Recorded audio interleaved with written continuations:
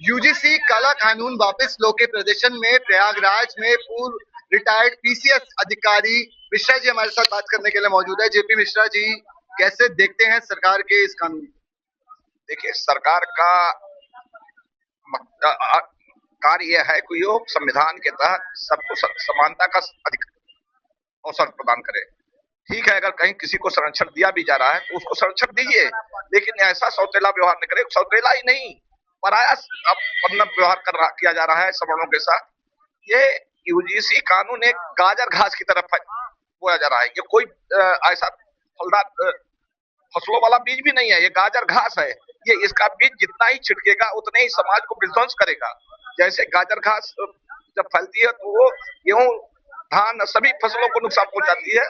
उसी तरह से ये जो जातिवाद का बीज विद्यालय में रोपा जाता है, वो बहुत साफ दिल और दिमाग का बच्चों का अवसर होता है। उसमें अगर ये जात पात का वो जोड़ देंगे और उन्हें इसी उसमें ऐसा ही सीख देंगे और ऐसा ही उनके अवसर को बढ़ाने और घटाने का काम करेंगे, बिना किसी जातिवाद अवसर दिए उनको अपराधी मान लेंगे। जातिवाद को खत्म करने के लिए ही शिक्षा दी जाती है। बिल्कुल। और शिक्षा के मंदिर में ही इस चीज को जब बढ़ावा मिलेगा, तो आप ब्यूरोक्रेसी के बड़े जानकार हैं, क्या सरकार के निर्णय रहे होंगे, किन परिस्थितियों में निर्णय लिया होगा, क्या सोचते हैं आप? क्योंकि स्वर्ण तो बीजेपी का बड़ा वोट बैंक है ऑलरेडी।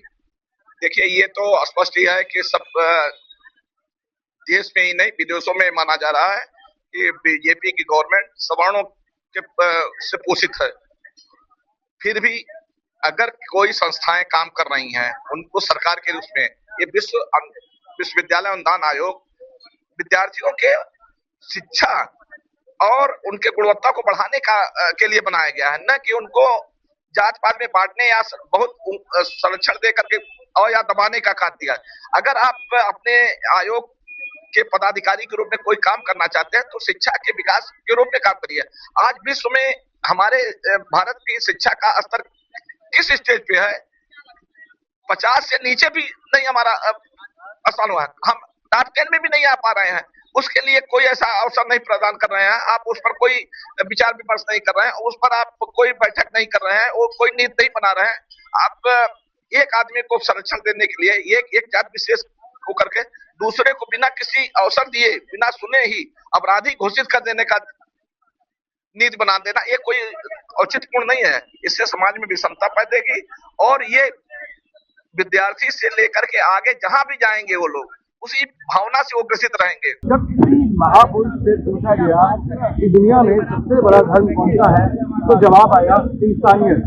क्यों सरकार ये भूल जाती है अपने वोट बैंक के चक्कर में कि क्यों जब हमें संविधान से ही समानता का अधिकार मिला है तो उसको बरकरार रखा जाए और आगे जो ऐसे कानून सरकार बनाने के लिए कोशिश करती है, निर्णय लेती है, उस बात को ध्यान में रखते हुए बनाना चाहिए कि सभी के समानता के अधिकार का हनन ना हो। पहले अरावली, कुलदीप सिंह सेंगर की जमानत का मामला और अब यूजीसी, सरकार द्वारा कुछ ऐसे बीच में निर्णय लिए जाते हैं जिसको सोशल मीडिया के दबाव में आखिरकार सुप्रीम कोर्ट रोक लगाकर शांत कर देता है। लेकिन बड़ा सवाल यह है जातिवादी कानूनों को क्यों बढ़ावा दिया जाता है और क्यों वोट बैंक की तरह देखा जाता है। अपने सहयोगी नितिन बराकर के साथ रोहित गोयल, प्रयागराज।